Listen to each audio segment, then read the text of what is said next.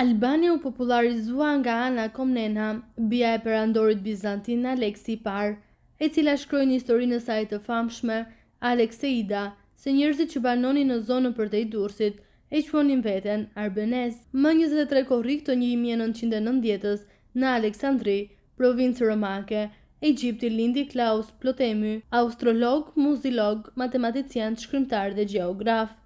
Përjardhja e saktë e tij nuk dihet.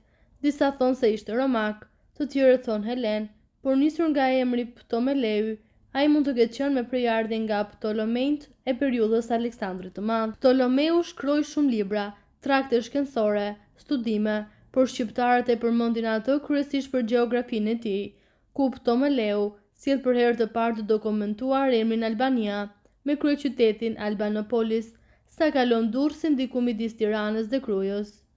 Dhe kështu filloi rrugëtimi historik I një emrit, Albania. Në fillim të shekullit XII, normanët në epikën e tyre në frëngjisht, këngën e Rolandit, e quajtën Albania, rajonin nga Durrësi në Vlorë.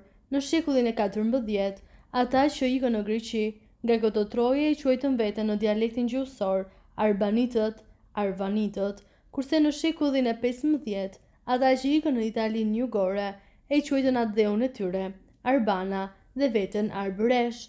Gjon Buzuku, një nga shkrimtarët e parë shqiptar të shekullit XVI, I referoi vendit të vet, Arbën. Madje Buzuku ishte I pari që e quajti gjuhën e tij shqipe, ndërkohë bota vazhdonte të përdorte emrin e vjetër, Albania, dhe Albanian për gjuhën që flitej, ndërsa vendasit mbështeten në fjalën shqip dhe shqipëri dhe shqiptar e quajnë veten e tyre. Ptolomeu është përgjegjës për disa nga tekstet e historisë më të rëndësishme në astronomi dhe në hartë. Gjeografia, udhëzuesi I tij për kartografinë, konsiderohet si përpjekja e parë e vërtetë në botë për krijimin e një harte të botës. Ndërkohë që ideja e Ptometeut mbi botën mund të mos duket si glob modern, kur ne kemi qasjen sot, mbetet sërish një punë mbreslënse për shekullin e dytë. Shumë nga teknikat moderne të artës që përdorim sot ende varet nga risitë e bëra nga Ptomeleu në trajtimin e portretit të tij.